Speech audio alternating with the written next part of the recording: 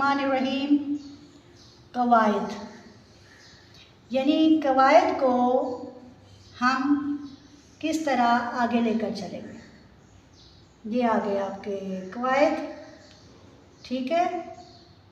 इसको हम double marker का इस्तेमाल करते हुए आप देखिए कि कितना खूबसूरत लिखा जाता है।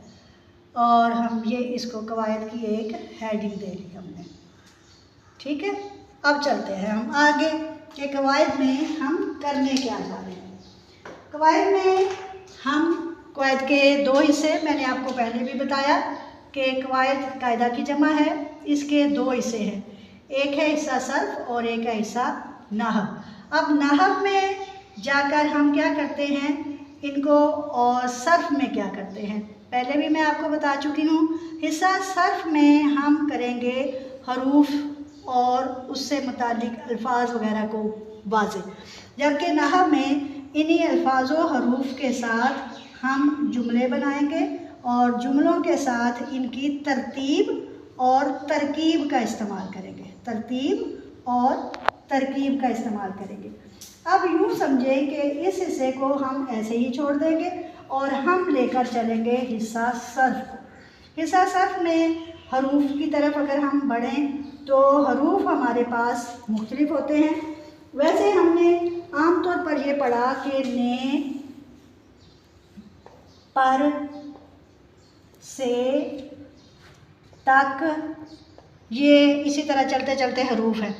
लेकिन उससे पहले मैं आपको बताऊं कि जितने भी हरूफ हिजा, हरूफ तहज्जी या अल्फ़ाबेट्स हम यूज़ करते हैं उर्दू सीखने के लिए, वो तमाम के तमाम हरूफ हैं। जैसे अलिफ मद आ, अलिफ, बे, पे,